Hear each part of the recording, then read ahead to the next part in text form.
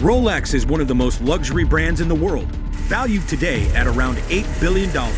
Its history dates back a century ago and began with an orphan teenager whose inheritance was stolen away from him.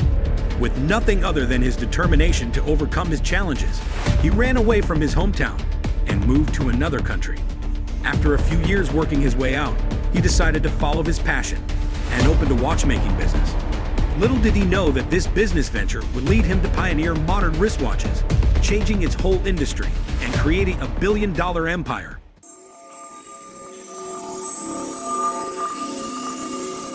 Hans Wilsdorf was born in Kumbach, Germany on March 22, 1881, by parents Anna and Johann Daniel Wilsdorf.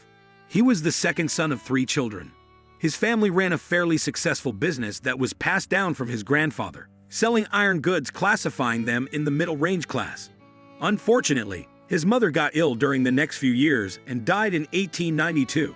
To make it worse, a year later his dad would pass away too, leaving Hans an orphan at the age of 12. Now under the custody of his mother's brothers, his uncle immediately decided to sell his family's business and use some of the money for their education, putting all 3 of them in a nice, prestigious boarding school called Ernestomen Coburg in Bavaria, Germany. Hans hated this decision early on and became depressed. While living in the new town, Hans was seen as an outsider and was often teased by other boys because of his religion. To get through his difficult childhood, he decided to put his focus on school. As he got older, he understood that even though he didn't like the decision of his uncles, it became an important factor for his success. Our uncles were not indifferent to our fate. Nevertheless, the way in which they made me become self-reliant very early in life made me acquire the habit of looking after my possessions. And looking back, I believe that it is to this that much of my success is due. Hans enjoyed reading books and became quite the bright student in school. The subjects he most notably excelled in were mathematics and languages, where he learned French and English. He was always curious about travel and knew that languages would be very useful, which would eventually play a big role in his career. During school, he became friends with the Swiss boy, who would tell him stories of his birthplace in Les Chaux-de-Fonds, a city located in Switzerland that was well known for its long history in the watchmaking industry, and Hans became very intrigued about the place.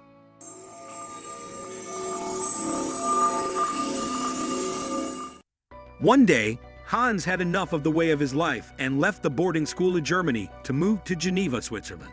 At the age of 19, he got himself a job as an apprentice for an international pearl exporting company. This company was buying pearls from various markets and would sort, grade, and package them for sale to jewelers. He noticed the company wasn't really creating anything, but was still making great profits. There he immersed himself to learn their business tactics and was making good money for his age. One day, Hans received a letter from his friend who offered him a job for a company called Kumno-Korten. Kumno-Korten was one of the biggest high-quality watchmaking businesses at the time and was exporting about 1 million Swiss francs worth of pocket watches each year. They also produced some of their own watches from scratch. This well-known company was based in Les Chaux-de-Fonds, the place he always wanted to go. Even though the company he was already working at was more beneficial for him, his curiosity for the place and the business around watches were stronger. Therefore, in 1900, he moved to Les Chaux-de-Fonds to work for this company. He was hired as an English correspondent and clerk thanks to his ability to write and read English that he learned back in school, and was getting paid with a monthly salary of 80 Swiss francs. He was also responsible for winding hundreds of pocket watches every day and verifying they were accurate. He picked up tremendous insight into watchmaking and obtained a big deal of knowledge about how all types of watches were produced. However, his time there was cut short. He had to go back to Germany and serve in the army after only 2 years at Kumno-Korten. After his service at 22 years old, he moved to London, England, to work for another company of high-quality watches. There he was responsible for a bigger role and was now in charge of increasing their sales. During the 2 years he stayed there, he successfully managed to find more clients for the company and grew their sales over time. By then, he was already thinking about building his own business of watches and was learning everything he could to further his knowledge into his future business. During those years, he also met his future wife, Florence Frances May Crotty, and would get married shortly after.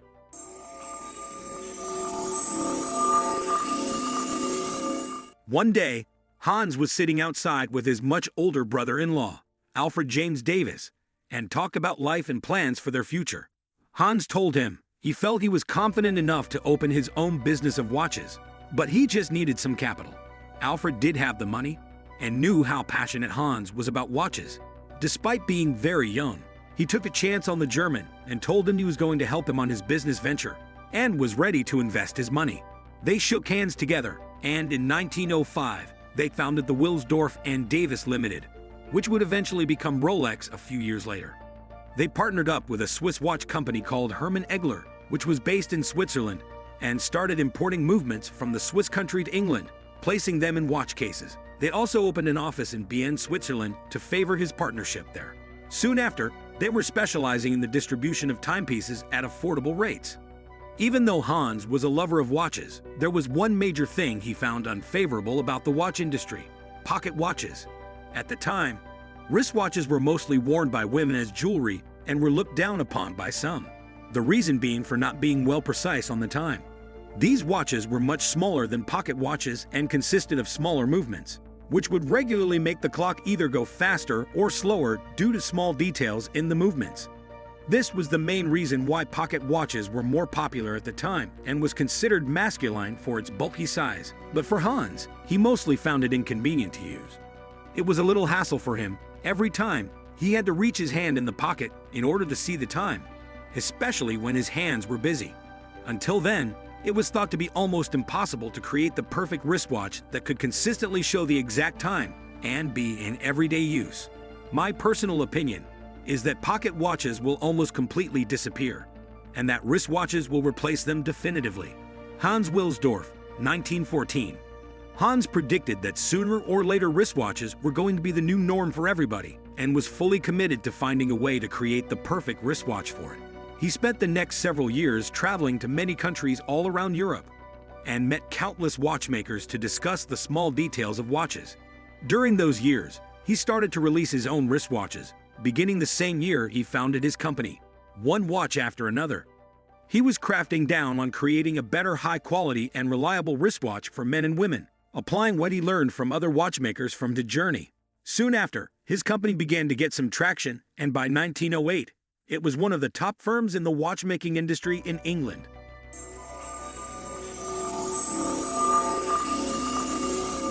Hans Wilsdorf, the visionary founder of Rolex, sought a name that would embody elegance and resonate across languages. In 1908, he arrived at Rolex, a short, catchy, and globally adaptable name. This marked the inception of a brand that would redefine luxury timepieces.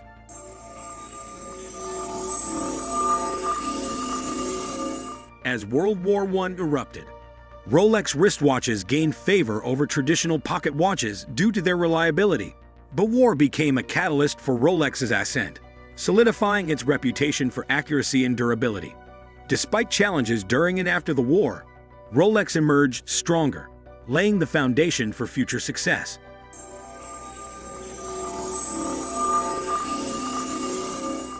Rolex was at the forefront of horological innovation. In 1926, the brand introduced the Rolex Oyster, the world's first waterproof wristwatch. This breakthrough technology set a new standard for the industry. The marketing genius of Hans Wilsdorf further elevated the brand, showcasing the Oyster's durability in groundbreaking ways.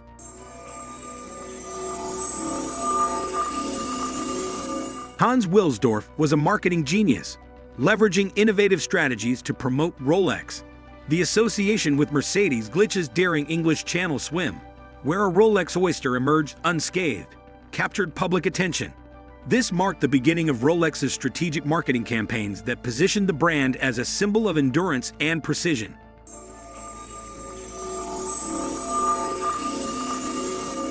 Over the years, Rolex introduced iconic models that became synonymous with luxury and precision. The Oyster Perpetual and the legendary Submariner were among the trailblazing creations that solidified Rolex's status as a premier watchmaker. The Rolex Day-Date, with its day and date display, set new standards in horology.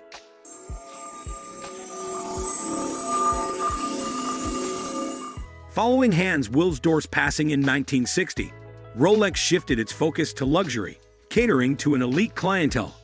The use of high-quality materials like 904 liters steel showcased Rolex's unwavering commitment to excellence. Today, Rolex stands as a beacon of horological achievement, a testament to Hans Wilsdorf's remarkable journey from an orphan to a pioneer who reshaped the watchmaking landscape.